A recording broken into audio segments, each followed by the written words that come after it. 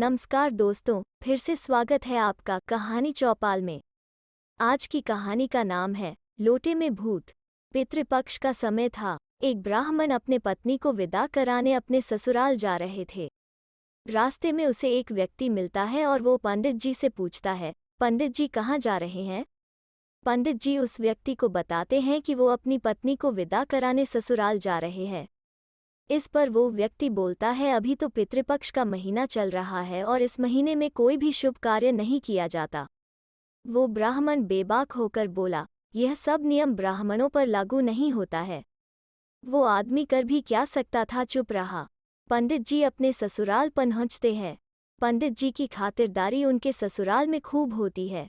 विदाई के लिए लड़की के घर वाले मना करते हैं कि अभी पितृपक्ष चल रहा है, ऐसे में कन्या की विदाई नहीं हो सकती। किंतु पंडित जी अपने हठ पर रहे।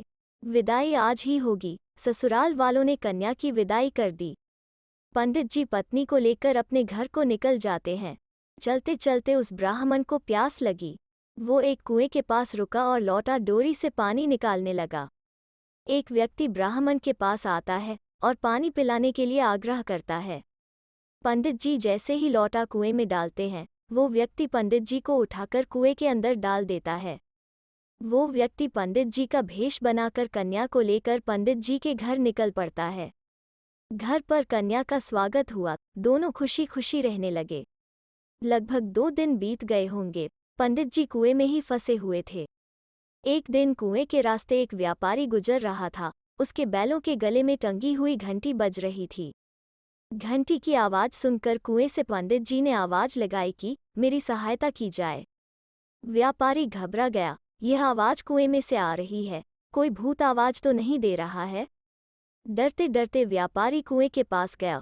उसने बताया कि वो पंडित है, किसी ने धोखे से मुझे कुएं में डाल दिया है। व्यापारी की सहायता से पंडित जी बाहर निकलते हैं और वो अपने गांव के लिए रवाना होते हैं।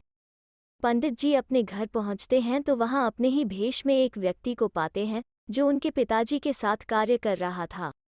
सभी गांव के लोग उस बहरूपिये को ही पंडित जी समझने लगे थे। इस पर पंडित जी ने अपना परिचय बताया कि मैं आपका बेटा हूँ। मगर पंडित जी के पिताजी कैसे मानते, दो वो बहरूपिया उनके बेटे के रूप में उनके साथ रह रहा था और सभी लोग पंडित जी ही समझ रहे थे। अब क्या था, दोनों पंडित जी में झगड़ा होना शुरू हुआ कि मैं असली हूँ तुम नकली, दूसरा कहे मैं असली हूँ तुम नकली।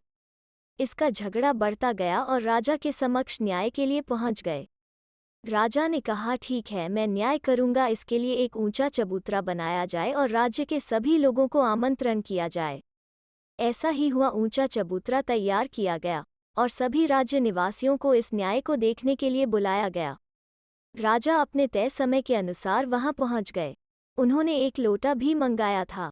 राजा ने दोनों पंडित जी को वहां पुनः पूछा कि असली कौन है और नकली कौन, किंतु दोनों अपने आप को असली साबित करते रहे।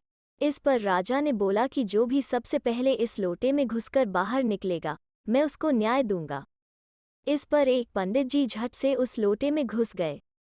बस क्या था, राजा ने लोटे का मुंह ऊपर से बंद कर दिया। अब वो अंदर से चिल्लाने लगा कि राजा मुझे क्षमा कर दो, अब मैं ऐसी गलती फिर नहीं करूंगा। बस क्या था, लोगों को पता चल गया था असली पंडित जी कौन है, क्योंकि मानव रूप में कोई भी व्यक्ति लोटे के अंदर प्रवेश कैसे कर सकता था। वो भूत था जो पंडित जी के पितृपक्ष में किए गए कार्य का दंड देने के लिए उनके जीवन में शामिल हुआ था।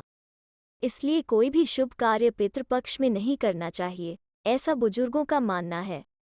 तो दोस्तों, कैसी लगी आज की कहानी? अगर अच्छी लगे तो शेयर, लाइक और चैनल को सब्सक्राइब जरूर करें।